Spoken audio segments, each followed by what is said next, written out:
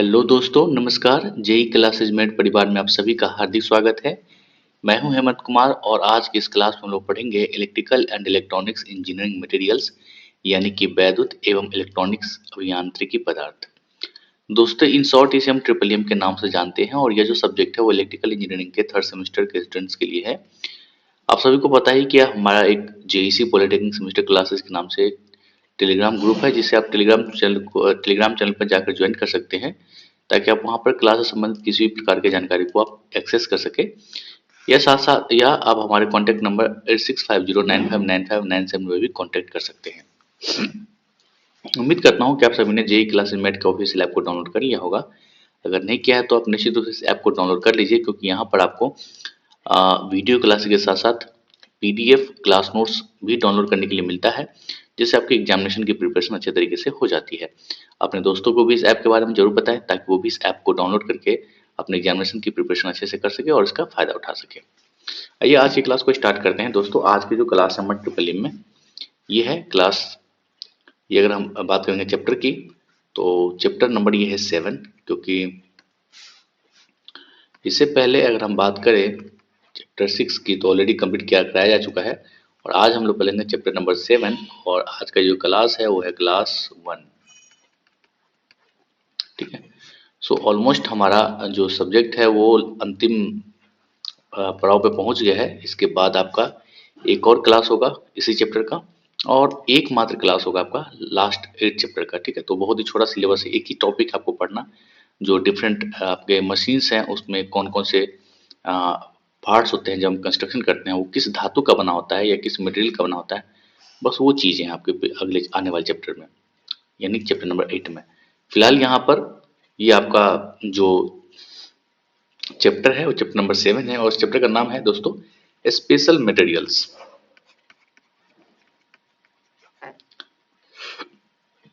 Special materials यानी कि विशेष पदार्थ। तो देखिए दोस्तों, हमने इससे पहले जो जो चैप्टर्स पढ़े हैं उनमें आपने बात की थी किसी किसी, एक तो आपने बात की थी चालक पदार्थ की, ठीक है, यानी कि कंडक्टिंग मटेरियल्स। फिर आपने बात की अर्धचालक पदार्थ की, ठीक है, यानी कि सेमीकंडक्टिंग मटेरियल। फिर आपने बात की क्या, विद्रोधी पदार्थ की, ठीक है, और यानी कि इंसुलेटिंग मटेरियल्स।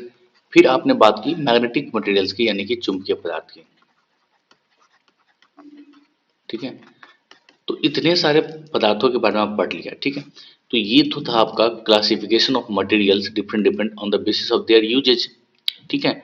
लेकिन अब देखिए कि इन सब के अलावा भी कुछ ऐसे पदार्थ होते हैं जिसका इस्तेमाल हम लोग इलेक्ट्रिकल एंड इलेक्ट्रॉनिक्स इंजीनियरिंग के फील्ड में करते हैं, ठीक है। तो ये तो मुख्य रूप से इतने सारे पदार्थ आपको वर्गीकरण कर ही दिया गया है, और पहले भी हमने पढ़ लिया है सब चीज़ों को कि चालक पदार्थ क्या होता है, अर्धचालक पदार्थ क्या होता है, विद्रोही पदार्थ क्या होता है, चुंबकीय पदार्थ क्या होता है। लेकिन इन सब के अलावा कुछ और कैटेगरी हैं कुछ पदार्थों के, जिन्हें हम कहते हैं स्पेशल मटेरियल्स। और इसको हमें क्यों पढ़ना है, क्योंकि इन सब के अलावा जो स्पेशल मटेरियल्स होते हैं उनका भी कहीं ना कहीं हमारे इलेक्ट्रिकल एंड इलेक्ट्रॉनिक्स इंजीनियरिंग के फील्ड में होता है, तो इसलिए हमें पढ़ना है। और यही कारण है कि आपके सिलेबस में ये गिवन है। तो चूंकि सिलेबस में गिवन है और एग्जाम में भी कुछ यहाँ से टॉपिक्स आते हैं, मैं आपको बता दूंगा कि कौन से टॉपिक इंपॉर्टेंट है, तो आप उसे क्या करेंगे, अच्छे से पढ़ लेंगे, ताकि आप इस बात को आपको एग्जामिनेशन में कोई क्वेश्चन आपको छूटे नहीं, ठीक है। तो देखिए यहाँ पर जो है चैप्टर नंबर 7 में दोस्तों, ये हम जितने भी आपके सिलेबस में है सारे टॉपिक को कवर करेंगे, बट जो इंपॉर्टेंट होगा मैं आपको बता दूंगा, ठीक है। तो सबसे पहले आज टॉपिक हमारा थर्मोकपल है, ठीक है। तो थर्मोकपल्स क्या है, थर्मोकपल्स हम लोग EIM में भी पढ़ चुके हैं, ठीक है। तो बिल्कुल वही चीज़ यहाँ पे भी है, कुछ भी यहाँ पर चेंज नहीं होगा, और सेम चीज़ है। अगर आपने वहाँ पढ़ लिया है तो दोबारा से पढ़ने की जरूरत नहीं है। आपने अगर नोट्स बना लिया है तो दोबारा से नोट्स नहीं भी बनाएंगे तभी काम चल जाएगा, लेकिन बहरहाल आपके सिलेबस में गिवन है ट्रिपल ई में भी, तो मैं इसलिए यहाँ पे पढ़ा रहा हूँ, ठीक है। चलिए, और यहाँ एक बात ध्यान रखना, ये इंपॉर्टेंट है, यहाँ से क्वेश्चन आते हैं, चाहे वो EIM हो या फिर आपका ट्रिपल EM हो, क्वेश्चन ये आते हैं थर्मोकपल का, तो इंपॉर्टेंट है, ये ध्यान रखेंगे। चलिए, तो हम बात करते हैं कि थर्मोकपल क्या होता है। देखिए, थर्मोकपल जैसा कि नाम है कपल्स, तो यहाँ पर कपल्स मतलब यहाँ पर पेयर्स होंगे। दो ऐसे धातु होते हैं जिनका जो नेचर है, जिनकी प्रकृति है वो अलग अलग होती है, ठीक है। और उन दोनों को क्या करते हैं हम लोग, मैं यहाँ पर डायग्राम में समझाने की कोशिश करता हूँ, ठीक है। यहाँ पर डायग्राम है,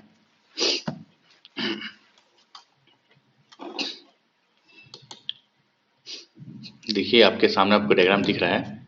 तो यहाँ पर आप देख रहे होंगे कि यहाँ पर दो तरीके के क्या होते हैं, मटेरियल्स होते हैं, और दोनों अलग अलग होते हैं। देखिए सबसे पहले देखिए कौन कौन से मटेरियल हैं। एक तो आपके पास है आयरन, ठीक है, और दूसरा है आपका कंस्टेनियन। तो ये दोनों आपके क्या है, धातु मतलब एक तरह से मटेरियल है, यानी कि पदार्थ है, और दोनों का जो नेचर है वो अलग अलग होता है। नेचर किस सेंस में अलग अलग है, एक पर जो है ना ताप का बहुत ज़्यादा फर्क नहीं पड़ता है, और दूसरे पर ताप का बहुत ज़्यादा फर्क पड़ता है। इस तरीके से ये दोनों अलग अलग हैं। तो आप देखेंगे कि आयरन जो है सो टेम्परेचर का बहुत जल्दी से फर्क नहीं पड़ेगा, लेकिन कंस्टेनियन का बहुत जल्दी से फर्क पड़ जाता है, यानी कि उस पर टेम्परेचर देंगे तो अपने गुणों में बदलाव बहुत जल्दी से लाता है। बहरहाल आप ये समझिए फिलहाल कि दोनों अलग अलग धातु हैं या दोनों अलग अलग पदार्थ हैं, और दोनों को हमने क्या किया, यहाँ पर आकर के जोड़ दिया। इस जोड़ने वाले पॉइंट को कहते हैं हम लोग हॉट जंक्शन, या फिर सेंसिंग जंक्शन भी कहते हैं, ठीक है। ठीक है, तो इसको हमने जोड़ दिया। अब उसको दूसरे छोर पर हमने क्या किया है, इसके दूसरे छोर पर एक मिली वोल्ट एम्पियर लगा दिया है। अब क्यों लगाया है ये चीज आपको अभी पता पता चलेगा, ठीक है। देखिए, अब जब दोनों जो दोनों जो पदार्थ हैं उन दोनों को यहाँ पर जोड़ा है, उसके बाद हम यहाँ पर हीट प्रोवाइड कराते हैं इसे, यानी कि इसको गर्म करते हैं। जब गर्म करते हैं ना, तो आयरन है वो अपने तरीके से अपने इस पदार्थ को गर्म करने की कोशिश करेगा और टेम्परेचर को बढ़ाएगा। तो मान लेते हैं कि यहाँ का जो टेम्परेचर है इस हीट की वजह से T1 हो गया, और ये कंस्टेनियन है जो कि इस आयरन से बिल्कुल भिन्न है। तो यहाँ पर भी जब हीट जाएगा तो ये भी अपने टेम्परेचर को चेंज करेगा, लेकिन जितना टेम्परेचर ये चेंज करेगा, हो सकता है ये उससे ज़्यादा करे या हो सकता है उससे कम करे। तो कुल मिलाकर ये बात है कि इसमें जो टेम्परेचर चेंज हो रहा है, इसमें जो आपका टेम्परेचर बढ़ रहा है, उससे इसका टेम्परेचर का बढ़ना भिन्न होगा, अलग होगा, ठीक है। तो मैंने मान लिया कि ये T1 है इस हीट के लिए, तो इसका टेम्परेचर T2 है इसी हीट के लिए। यानी कि सेम हीट के लिए दोनों का टेम्परेचर अलग अलग होगा, क्योंकि दोनों का जो गुण है, दोनों की जो प्रकृति है, नेचर है, वो दोनों अलग अलग है, क्योंकि एक तो आयरन है और एक कंस्टेनियन है। आप खुद समझिए कि जब दोनों का टेम्परेचर अलग अलग होगा तो यहाँ पर टेम्परेचर डिफरेंस होगा। यहाँ पर T1 है और यहाँ पर T2 है, और इस T1 और T2 के वजह से इन दोनों के बीच में एक टेम्परेचर डिफरेंस आता है जिसे हम कहते हैं डेल टी, और डेल टी बराबर होता है आपका D2 माइनस T1। अब देखिए दोनों में अलग अलग टेम्परेचर है, यानी कि टेम्परेचर के डिफरेंस आ रहा है। तो इस टेम्परेचर डिफरेंस की वजह से यहाँ पर एक EMF प्रोड्यूस हो जाता है। EMF प्रोड्यूस हो जाता है, यानी कि EMF का उत्पत्ति होती है या उत्पादन होता है, ठीक है। अब ये जितना ज़्यादा डिफरेंस होगा उतना ही ज़्यादा यहाँ पर EMF प्रोड्यूस होगा, लेकिन ये EMF कितना प्रोड्यूस होगा ये इस बात पर डिपेंड करता है कि इस हीट का टेम्परेचर कितना है, और साथ ही साथ इस बात पर भी डिपेंड करता है कि इन दोनों पदार्थों का जो है प्रकृति है वो किस प्रकार का है, ठीक है। यानी कि जितना ज़्यादा आयरन और कंटेनियम में डिफरेंस होगा उतना ही ज़्यादा यहाँ पर टेम्परेचर डिफरेंस होगा, और उसी के हिसाब से उसी के समानुपात में यहाँ पर आपका वोल्टेज यानी कि EMF प्रोड्यूस होगा। तो ये EMF प्रोड्यूस कितना हुआ है इस चीज़ को मापन करने के लिए हम लोग क्या करते हैं, एक वोल्ट मीटर लगाते हैं, लेकिन चूंकि यहाँ पर वोल्टेज बहुत ही कम होता है, इसीलिए यहाँ पर हम लोग मिली वोल्ट एम्पियर लगाते हैं। सो ये आपका मिली वोल्ट एम्पियर है, और यह मेजर करता है कि इन दोनों के इन दोनों के पदार्थों के बीच जो तापांतर हुआ है उसके वजह से जो विद्युत वाहक बल उत्पन्न हुआ है उसका मान कितना है, ठीक है। यानी कि यहाँ पर जो EMF प्रोड्यूस हुआ है उसकी वैल्यू कितनी है उसको मेजर करने के लिए हम लोग यहाँ पर मिली वोल्ट मीटर लगाते हैं, ठीक है। समझ में आ गया होगा आप लोग को।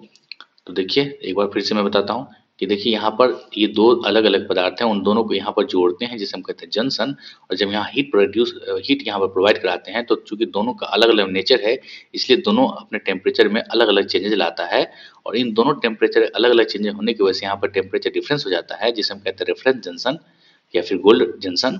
और जब इन दोनों के बीच में टेम्परेचर डिफरेंस होता है तो उन दोनों टेम्परेचर के डिफरेंस की वजह से यहाँ पर एक EMF प्रोड्यूस होता है, जिसे मापने के लिए हम लोग मिली वोल्ट एम्पियर लगाते हैं, ठीक है। और कितना वोल्ट यहाँ पर प्रोड्यूस होगा, कितना ईएमएफ प्रोड्यूस होगा, ये इस बात पर डिपेंड करता है कि इन दोनों पदार्थों का प्रकृति कैसा है और साथ ही साथ यहाँ पर हीट कितना दिया गया है, इन दोनों चीज़ों पर डिपेंड करता है, ठीक है। तो उम्मीद करता हूँ आपको थर्मोकपल समझ में आ गया होगा। अब हम इसके बारे में बात करते हैं जो लिखा हुआ है हमारे इस नोट्स में। देखिए, तो आप अगर इसको पढ़ेंगे तो आपको अच्छे से समझ में आ जाएगा, इसमें कोई भी ऐसी चीज़ नहीं है जो आपको समझ में नहीं आएगा। देखिए, ताप मापन के लिए प्रयुक्त ये यंत्र सीबेक प्रभाव पर आधारित है। ये चीज आप इंपॉर्टेंट ध्यान रखेंगे कि यह सीबैक इफेक्ट होता है जिस पर यह आधारित है। और सीबैक इफेक्ट क्या होता है, जब अभी मैंने बताया कि दो अलग अलग जो पदार्थ होते हैं उनको जब हम हीट प्रोवाइड करते हैं तो वो अलग अलग टेम्परेचर को प्राप्त करते हैं, जिसकी वजह से टेम्परेचर डिफरेंस आता है और यही टेम्परेचर डिफरेंस कारण होता है ईएमएफ प्रोड्यूस करने के लिए। तो इसे हम कहते हैं सीबैक इफेक्ट। इस प्रभाव के अनुसार यदि दो असमान धातुओं के, देखिए, इस दो असमान धातुओं के चालकों को जंक्शन पर जोड़ दे कर यदि जंक्शनों के बीच तापांतर उत्पन्न किया जाता है तो जंक्शन के बीच विद्युत बल उत्पन्न हो जाता है, जो मैंने बताया अभी, है ना। उत्पन्न विद्युत बल का परिणाम जंक्शन के बीच तापांतर के समानुपाती होता है, यानी कि जितना ज्यादा ताप होगा उतना ज्यादा आपका विद्युत बल उत्पन्न होगा, ठीक है। अब इसकी रचना एवं कार्यकारी सिद्धांत को देखिए, यानी कि कंस्ट्रक्शन एंड वर्किंग प्रिंसिपल को। इसमें दो असमान धातु के तार या चालक होते हैं जिन्हें एक सिरे पर जोड़कर जंक्शन बनाया जाता है, ये मैंने आपको बताया अभी। इसे गर्म या सेंसिंग सिरा कहते हैं, ठीक है। दूसरे सिरे को ठंडा या संदर्भ सिरा कहते हैं, क्योंकि एक पर तो जहाँ पे हीट प्रोवाइड करते हैं उसे हम कहते हैं हॉट जंक्शन, और जिस पर हीट प्रोवाइड नहीं करते उसे कहते हैं कोल्ड जंक्शन, ठीक है। जब सेंसिंग सिरे को गर्म किया जाता है तो गर्म सिरे व ठंडे सिरों में बी व सी के बीच मिली वोल्ट के गर्म का एक थर्मोविद्युत बल उत्पन्न हो जाता है।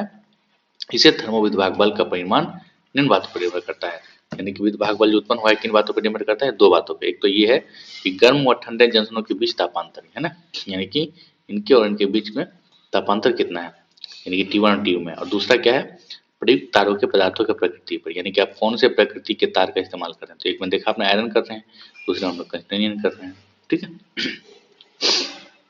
तो ये सारी बातें जो मैंने आपको बताया वो सारी चीज़ें लिखी हैं, एक बार पढ़ लीजिएगा। और एक चीज़ बस आप ध्यान रखिएगा कि इसका जो रेंज है टेम्परेचर का जो मेजर कर सकता है वो बहुत ज़्यादा है, यानी कि माइनस में 270 डिग्री सेल्सियस को भी मेजर कर सकता है, और ये यहाँ से लेकर के 2700 डिग्री सेल्सियस तक के बीच के टेम्परेचर को भी मेजर कर सकता है, ठीक है। यानी कि इसकी रेंज जो है बहुत ज़्यादा बृहत है, ठीक है। तो उम्मीद करता हूँ कि आपको ये जो थर्मोकपल है वो आपको अच्छे से समझ में आ गया होगा, ठीक है। आइए बढ़ते हैं नेक्स्ट टॉपिक पर। नेक्स्ट आपका दोस्तों बाय मेटल्स, यानी कि द्विधात्वीय। तो द्विघातुत्व क्या होता है एक्चुअली में, ये क्या है, इसे हम थर्मोस्टेट भी कहते हैं, जो फिक्स होता है, और फिक्स होने के बाद ये फिर से क्या हो सकता है, सेट भी हो सकता है। ये दो असमान, यहाँ पे देखिए, ये दो असमान मिश्र धातु के धात्विक पट्टी जिनका ताप विस्तार गुणांक अलग अलग है से मिलकर बना होता है। एक निश्चित तापमान पर पट्टी झुक जाती है एवं बटन या बटन के उत्तोलक को कार्य करने के लिए प्रेरित या उकसाने को कार्य करती है, ठीक है। देखिए, इसमें कुल मिलाकर बात यह है कि इसमें इसमें भी दो मेटल्स होंगे, है ना। एक ये मेटल है मान लीजिए, और दूसरा सपोज कीजिए मेटल है, ठीक है। अब मान लीजिए कि करंट फ्लो किया, करंट आ रहा है, करंट आया आ रहा है ना, और ये है सपोज कीजिए 100 एम्पियर। तो 100 एम्पियर तक करंट तो फ्लो हो जा रहा है, कोई दिक्कत नहीं है। लेकिन जैसे ही क्या होगा कि 110 एम्पियर हो जाएगा या 120 एम्पियर हो जाएगा, सपोज कीजिए,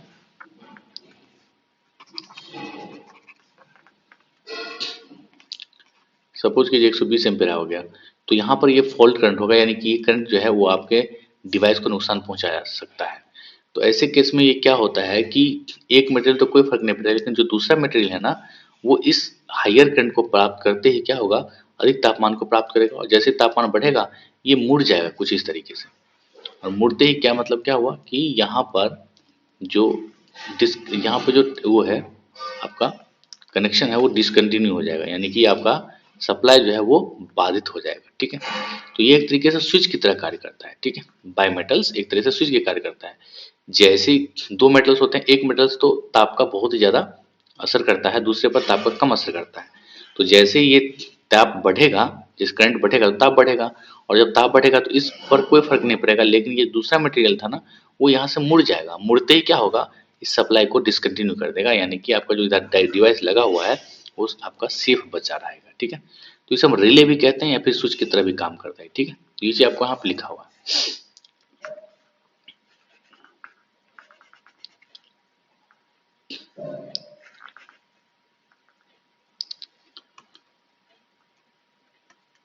ठीक है दोस्तों। तो जब धात्विक पट्टी के अंदर धारा प्रवाहित की जाती है तब यह गर्म होती है, और जब यह निश्चित मान से ज़्यादा गर्म हो जाती है, निश्चित मान मतलब मान लीजिए 100 एम्पीयर था लेकिन 120 हो गया, तो ज़्यादा गर्म हो जाती है तो अब यह झुक जाती है या परिपथ को तोड़ देती है, क्योंकि परिपथ में रिले का भी प्रयोग किया जाता है जो एक स्विच की तरह कार्य करता है। ठीक है, तो उम्मीद करता हूँ आपको एक बायोमेटल से ये भी इंपॉर्टेंट है, एग्जाम में ये भी आ जाता है, तो उसका आप क्या करेंगे, बस ये नहीं कि अकेला आता है 5 नंबर में, इसके साथ 2-3 रहेंगे और, तो इसीलिए उसको आप कम से कम 3-4 लाइन याद रख लीजिएगा कि क्या है, इसका मीनिंग क्या है। ठीक है, चलिए आगे बढ़ते हैं। और यहाँ पे है कि इसका उपयोग क्या है, तो द्विधातु पट्टी का उपयोग रिले एवं नियामक बनाने में यानी रिले की तरह कार्य करने में यूज किया जाता है, या रेगुलेटर रेगुलेटर नियामक को कहते हैं हम लोग रेगुलेटर, यानी कंट्रोल करने के लिए करंट को। ठीक है, द्विघात रिले का प्रयोग विद्युत मोटर की अतिभार सुरक्षा के लिए, यानी कि आपका जो ओवरलोड होता है उससे प्रोटेक्शन देने के लिए हम इस्तेमाल करते हैं इसका। तो आपको पता है कि जैसे ओवरलोड होगा यानी करंट की वैल्यू बढ़ेगी तो आपको मोटर को नुकसान पहुंचा सकता है, लेकिन अगर हम इसको लगा रखेंगे बायोमेटल्स को तो जैसे ही ओवरलोड होगा आपका कनेक्शन डिस्कनेक्ट हो जाएगा, मुड़ करके तार, ठीक है, और आपका जो मोटर है वो बच जाएगा। ठीक है, नेक्स्ट है एक साधारण द्विधात्विक नियामक का प्रयोग, नियामक मतलब रेगुलेटर का प्रयोग हीटर, विद्युत ओवन एवं विद्युत भट्टी में निश्चित तापमान प्रदान के लिए किया जाता है, यानी कि आपको कहाँ पे कितना टेम्परेचर देना है या कितना तापमान देना है, इस चीज को कंट्रोल करने के लिए हम लोग बायोमेटल का इस्तेमाल करते हैं। ठीक है, चलिए उम्मीद करता हूँ आपको ये चीज समझ में आ गया होगा। आगे बढ़ते दोस्तों, आगे आपका सोल्डरिंग मटेरियल्स। ठीक है,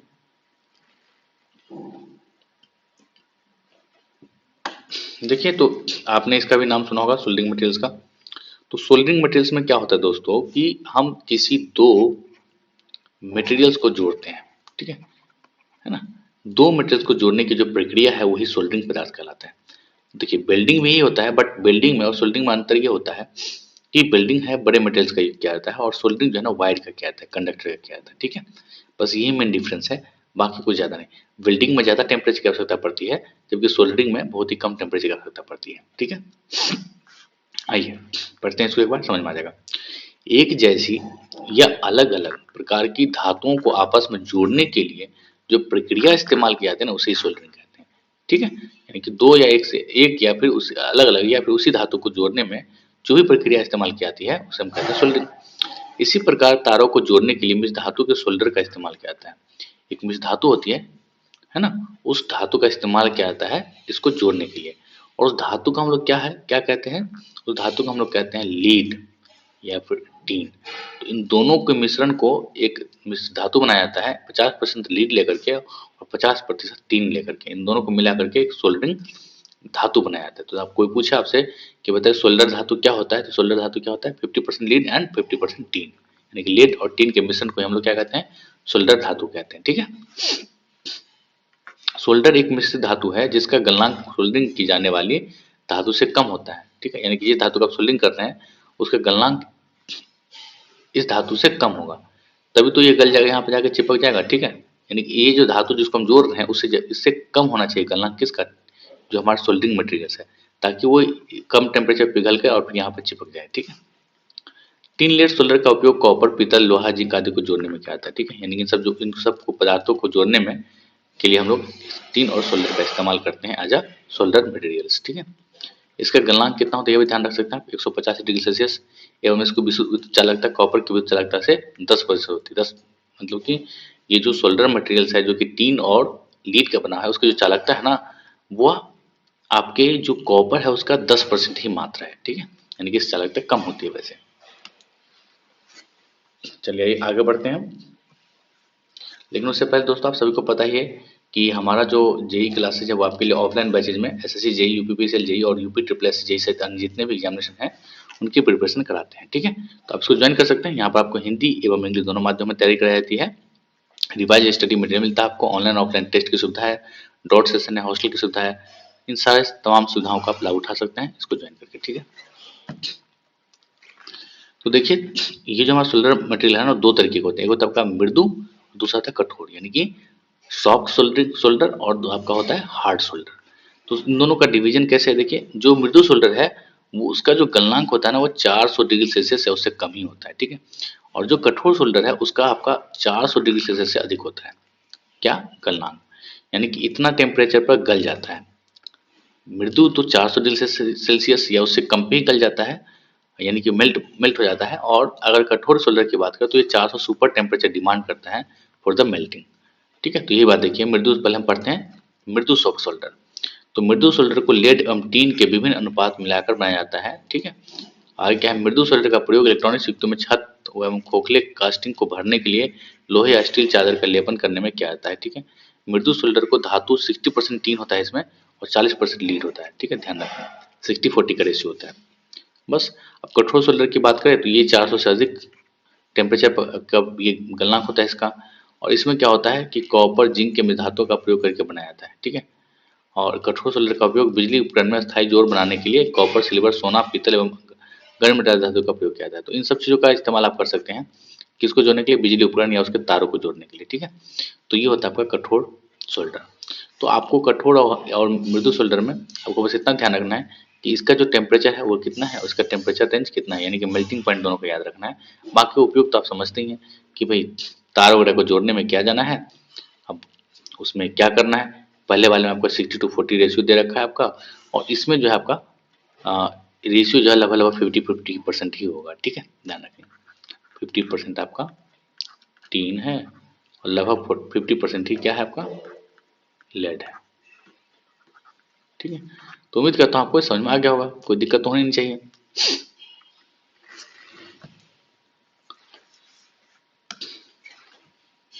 तो ये था दोस्तों आपका क्लास 1 था। उम्मीद करता हूँ आपको समझ में आ गया होगा। हमने आज क्या पढ़ा, हमने पढ़ा थर्मोकपल। ठीक है, फिर हमने क्या पढ़ा, हमने पढ़ा फिर दोबारा से बायोमेटल्स। और फिर हमने आज क्या पढ़ा, अभी क्या पढ़ा तुरंत, अभी हमने पढ़ा है सोल्डर्स या सोल्डिंग मटेरियल्स। तो ये तीनों दोस्तों इंपॉर्टेंट है, तीनों बहुत इंपॉर्टेंट है, दोनों तीनों आते हैं एग्जाम में। ठीक है, सोल्डिंग मेटल्स भी आते हैं एग्जाम में, बायोमेटल्स भी आते हैं एग्जाम में, और थर्मोकपल भी एग्जाम में। तीनों को अच्छे से करना है आपको, एक बार पढ़ लीजिएगा सारा, एकदम बिल्कुल सॉफ्ट तरीके से लिखा गया है। बिल्कुल आप एक बार पढ़ेंगे समझ में सब कुछ आ जाएगा, कोई दिक्कत नहीं है। इसको एक दो बार रिवीजन कर लेंगे, आप एग्जामिनेशन में लिख देंगे, आपके नंबर मिल जाएंगे। ठीक है, बहुत ज़्यादा कुछ कंसेप्ट नहीं है।